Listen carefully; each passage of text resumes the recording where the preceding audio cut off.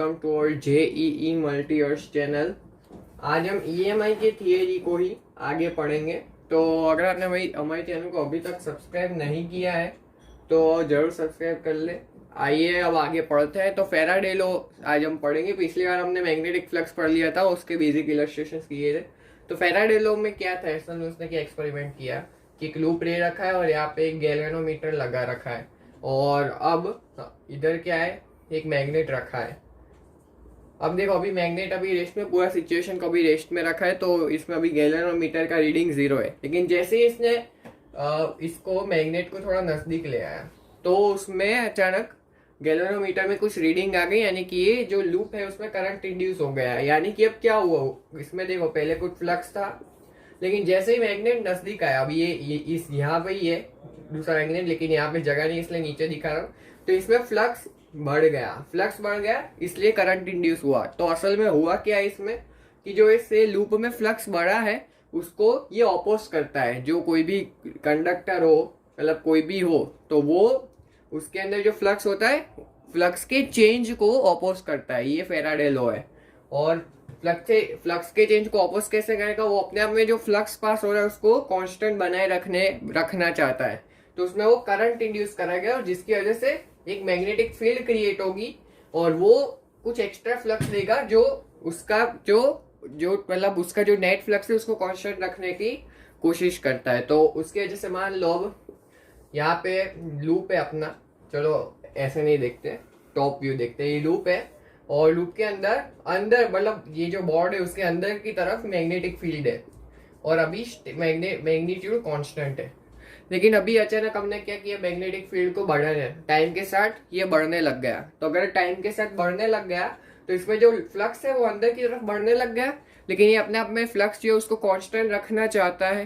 तो इसके अंदर एक इलेक्ट्रिक करंट इंड्यूस हो जाएगा इस तरह से, जिससे इसका फ्लक्स जो है वो कांस्टेंट रहे। अब अंदर की तरफ फ्लक्स बढ़ रहा है तो करंट उस तरह से इंड्यूस होगा जिससे वो बाहर की तरफ मैग्नेटिक फील्ड क्रिएट करे और बाहर की तरफ फ्लक्स बढ़े। तो अगर इस तरफ मान लो इस तरफ इंड्यूस होता है तो इसकी वजह से मैग्नेटिक फील्ड अंदर की तरफ और बढ़ जाएगी। ये तो हम राइट हैंड थंब रूल से भी देख सकते हैं।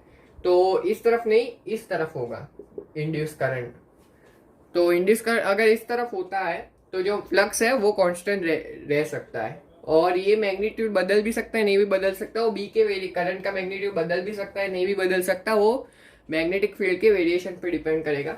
लेकिन अब वापस से फैराडे लॉ पे आता है। तो फैराडे ने वो एक्सपेरिमेंट किया और उसने बोला कि जो इंड्यूस्ड ईएमएफ होगा कोई भी लूप में या फिर कोई भी कंडक्टर, मतलब जो भी हो, वो मॉड ऑफ d∅dt के बराबर होगा, और ये ऑपोज भी करेगा उसको। इस तरह से इंड्यूस होगा, मतलब अल्टीमेटली ये -d∅dt होगा। माइनस क्यों है, क्योंकि ये ऑपोज कर रहा है, ये फ्लक्स के चेंज को ऑपोज कर रहा है, इसलिए यहाँ पे माइनस साइन लगी है। और इसी के साथ एक लेंस लॉ भी आता है, उसको भी पढ़ लेते हैं साथ ही। लेंस लॉ क्या है, लेंस लॉ ये है, लेंस लॉ ने क्या बोला कि जो कोई भी कंडक्टर हो, मतलब उसमें अगर हम फ्लक्स, कोई भी कंडक्टर या फिर कोई भी जो भी हो, मतलब कोई भी लूप हो, तो उसमें जो फ्लक्स का चेंज होगा उसको वो ऑपोज करेगा। यानी कि जो भी सिचुएशन में फ्लक्स का चेंज हो रहा हो उसको बस वो ऑपोज करना चाहेगा। बस यही बोला है लेंस लॉ ने, यानी कि जो भी हो रहा हो उसमें फ्लक्स का चेंज हो तो उसको ऑपोज करेगा। तो लेंस लॉ ने इतना बोला है। अब जैसे कि कुछ एग्जाम्पल करने हो तो हमारा वही लूप वाला एग्जाम्पल लेते हैं। तो सबसे पहले तो हमने ये पढ़ा कि ये वो -d∅dt है, इंड्यूस्ड ईएमएफ है, ये इंड्यूस्ड ईएमएफ है, और ये इंड्यूस्ड ईएमएफ की वजह से इंड्यूस्ड करंट भी होगा। तो वो आए बोलेंगे इंड्यूस्ड करंट। इसको मैं ऐसा भी लिख सकता हूँ -d of b vector dot a vector by dt। और इसकी वैल्यू ऑफ क्वेश्चन जैसे आएगा उसमें सिचुएशन के आधार पे हम निकाल पाएंगे क्या होगा इंड्यूस्ड ईएमएफ। जैसे कि एक बेसिक सा इलस्ट्रेशन देखते हैं, बहुत बेसिक है। तो अगर कोई लूप है अपना जिसमें मैग्नेटिक फील्ड अंदर की तरफ है B, और अब हमें क्या दे रखा है कि जो B है वो φt के बराबर है, यानी कि ये टाइम के साथ वेरी कर रहा है मैग्नेटिक फील्ड। और जब टाइम के साथ मैग्नेटिक फील्ड वेरी कर रहा है और इसका जो एरिया है वो A है, और वो टाइम के साथ नहीं बदल रहा है, एरिया टाइम के साथ नहीं बदल रहा है, अब इसका एरिया बराबर A है। तो अगर इसमें हमें इंड्यूस्ड ईएमएफ निकालना हो तो फ्लक्स क्या होगा, फ्लक्स क्या होगा, बी डॉट ए, तो फाई टी अभी फाई टी है वो भी अंदर की तरफ, तो फ्लक्स जो है वो फाई टी इंटू एरिया है। तो फ्लक्स, तो अगर हम d phi by D t करें तो d of phi a t by D t, अब इसमें फाई ए ये दोनों कांस्टेंट है, बाहर ले जाओ, तो phi a into d t by D t, तो ये वन हो जाएगा, तो फाई ए, तो इंड्यूस डीएमएफ की जो मैग्नीट्यूड आ रहा है वो कांस्टेंट आ रहा है, और भी इस तरह से इंड्यूस्ड होगा जिससे जो करंट होगा वो एंटी, हाँ ये एंटी क्लॉकवाइज डायरेक्शन में होगा, क्योंकि अब अंदर की तरफ मैग्नेटिक फील्ड बढ़ रहा है टाइम के साथ, तो ये करंट इस तरह से होना चाहिए जिससे वो बाहर की तरफ मैग्नेटिक फील्ड एक इंड्यूस करे, और उसकी वजह से फ्लक्स जो है वो बाहर की तरफ कुछ एक्स्ट्रा है जो अंदर की तरफ बढ़ने वाले फ्लक्स को, मतलब नेट फ्लक्स कांस्टेंट रहे। तो ये बहुत बेसिक इलस्ट्रेशन है। अब जैसे कि और एक इलस्ट्रेशन भी हम कर सकते हैं, जैसे कि एक देखो ये लूप रखा है जिसको हम ये डायामीटर के अबाउट ओमेगा से रोटेट कर रहे हैं। इनिशियली जो बी है, अभी ये टॉप व्यू हम देखेंगे, अभी इनिशियली ऐसा है, ये ओमेगा से अपने डायमीटर के अबाउट रोटेट कर रहा है। इनिशियली इसमें अंदर की तरफ मैग्नेटिक फील्ड है, मैग्नेटिक फील्ड चलो बाहर ही रखते हैं, बाहर रखते हैं मैग्नेटिक फील्ड, तो मैग्नेटिक फील्ड बाहर की तरफ है। तो अब हमें देखो ये जैसे रोटेट होगा, मान लो कुछ टी टाइम के बाद ये रोटेट हो गया और इसका कुछ एंगल हो गया इस तरफ, अभी इसका एरिया वेक्टर है और ये अपना बाहर की तरफ का वेक्टर है। अभी ये डायग्राम थोड़ा 3D बन रहा है तो ज्यादा अच्छे से नहीं दिखा सकते, लेकिन ये बाहर की तरफ का वेक्टर है। अभी इनिशियल एरिया वेक्टर है और इनिशियल एरिया वेक्टर का डायरेक्शन है, और ये कुछ टी टाइम के बाद कुछ इस तरफ आ गया, तो ये जो एंगल होगा वो ओमेगा टी होगा, और जो मैग्नेटिक फील्ड है वो भी इसी डायरेक्शन में बी वेक्टर।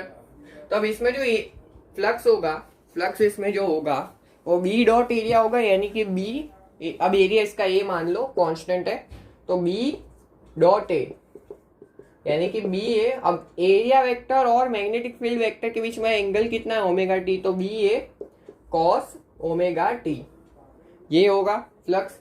तो जो फ्लक्स आ गया, देखो फ्लक्स जो है वो टाइम वेरिंग है क्योंकि टाइम के साथ ये कॉस ओमेगा टी बदलेगा।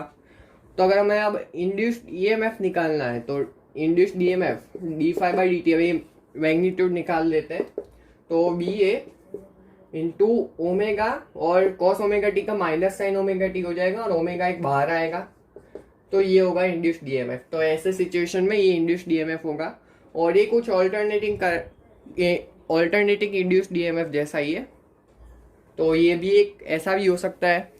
और एक इलस्ट्रेशन करके, तो जैसे कि मान लो एक लूप है अपना और इसमें एक ऐसा डायमीटर के अलॉन्ग वायर लगा रखा है हमने, अभी इसमें कोई करंट इनिशियली नहीं है, लेकिन अब हम क्या करते हैं इसमें करंट इंड्यूस करवा देते हैं, आए मतलब हम करंट दे रहे हैं एक्सटर्नल सोर्स की हेल्प से। तो अब हमें पूछा है कि इसमें क्या करंट इंड्यूस होगा ये लूप में, और अगर होगा तो कितना होगा। तो सबसे पहले देखते हैं इसमें मैग्नेटिक फील्ड का वेरिएशन कैसा होगा।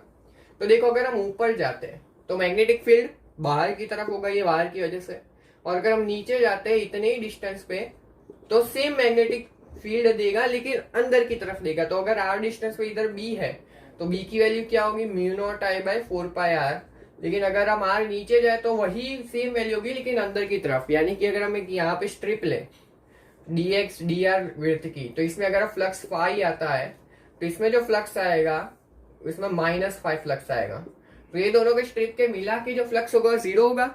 और वैसे ही हर एक ऐसी एलिमेंटल स्ट्रिप्स का फ्लक्स नीचे वाले एलिमेंटल स्ट्रिप की वजह से कैंसिल होके, तो इसमें जो नेट फ्लक्स होगा वो 0 ही होगा। और इनिशियली जब करंट नहीं था तब भी नेट फ्लक्स तो था वो 0 ही था, तो फ्लक्स में कोई चेंज आया नहीं आया।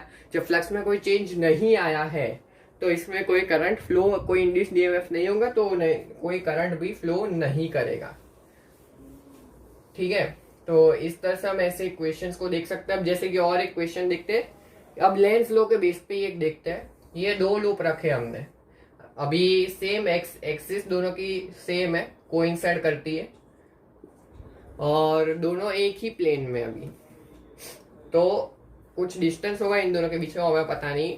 अब हम क्या करते हैं, ये लूप 1 बोल देता हूं मैं इसे, ये लूप 1 और ये है लूप 2। तो अब मान लो अगर हम लूप 1 में कुछ आई करंट इंड्यूस इस तरफ इस डायरेक्शन में करवाएंगे, तो जो लूप 2 होगा, अब देखो इसमें जिस डायरेक्शन में इंड्यूस कर रहा है उसके ऑपोजिट डायरेक्शन में अपोज करेगा, मतलब ये लेंज लॉ का स्टेटमेंट है, अपोज होगा, जो भी सिचुएशन हो रही है उससे ऑपोजिट होगा अगर फ्लक्स में चेंज आता है।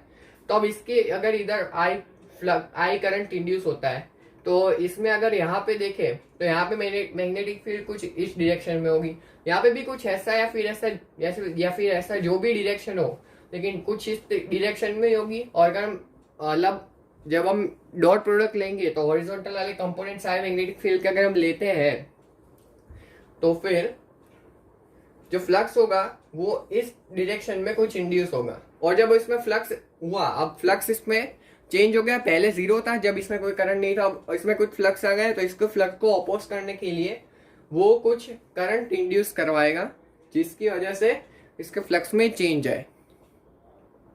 तो कुछ और इलस्ट्रेशन भी देखते हैं, जैसे कि मान लो एक लूप है ये ऐसा कुछ, 1 मिनट, ऐसा स्क्वायर नहीं रखते, चलो सर्कुलर नहीं रखते हैं, ये एक सर्कुलर लूप है और इसके साथ छोटा सा और एक सर्कुलर लूप कनेक्टेड, इसका रेडियस कैपिटल आर है और इसका स्मॉल आर है।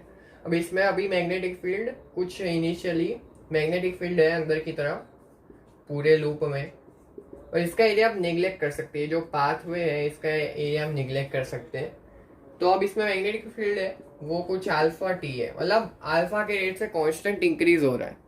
तो इसमें जो इसमें इंड्यूस्ड ईएमएफ होगा वो हमें पूछा है, तो अब इंड्यूस्ड ईएमएफ क्या होगा, फाई, मतलब फ्लक्स पहले निकालते हैं अल्फा टी इंटू इसका मान लो एरिया A1 इसका एरिया A2 है, अभी स्मॉलर नहीं, चलो A1 A2 में ही लेते हैं, तो इसका एरिया मान लो A1 इसका एरिया मान लो A2 है। तो इसमें जो फ्लक्स होगा वो B डॉट एरिया वेक्टर होगा, ये पूरे लूप का नेट एरिया जो होगा वो A1 प्लस A2 होगा। तो और इसका एरिया तो निगलेक्ट कर सकते हैं, उसमें बोला ही है, तो alpha T into A1 plus A2, तो फाई जो है वो alpha T into A1 plus A2 है।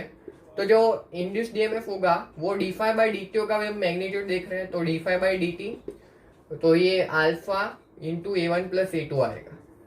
तो इसमें इंड्यूस्ड ईएमएफ जो होगा वो alpha into A1 plus A2 आएगा। लेकिन अब देखो कुछ ट्विस्ट लाते हैं, तो अब ट्विस्ट क्या आएगा, देखो मैंने कुछ लूप को ऐसा कर दिया, ये जो लूप है इसको इसके तरफ रोटेट करके इसमें ला दिया कुछ इस तरह से, और तो अब इसमें वही सेम सिचुएशन है, मैग्नेटिक फील्ड जो है वो अंदर की तरफ अल्फा टी के बराबर है, और जो ये बड़ा वाला लूप है उसका एरिया A1 है, छोटे वाले लूप का एरिया A2 है। अब इसमें इंड्यूस्ड ईएमएफ क्या होगा, तो इसमें अब जब पूरे लूप का एरिया देख रहे हैं तो इसका नेट एरिया जो होगा वो A1 माइनस A2 होगा। इस बार जो एरिया होगा लूप का वो तो यही एरिया होगा, तो ये A1 माइनस A2 है, तो जो लूप का एरिया हुआ वो A1 माइनस A2 हुआ। तो इसमें जो इंड्यूस्ड ईएमएफ होगा जब हम निकालेंगे तो आएगा हमारे पास alpha into A1 minus A2। ये तो बहुत आसान सी चीज़ है, कोई भी निकाल सकता है। अब कुछ और प्रकार के क्वेश्चन करते हैं जिसमें मैग्नेटिक फील्ड कांस्टेंट रहेगा लेकिन एरिया बदलेगा, तो उसको देखते हैं उसको कैसे डील करें उसके साथ। तो जैसे ही मान लो ये अपना बेसिक सा ही लेते हैं, अपना पुराना एग्जांपल लूप है, इसमें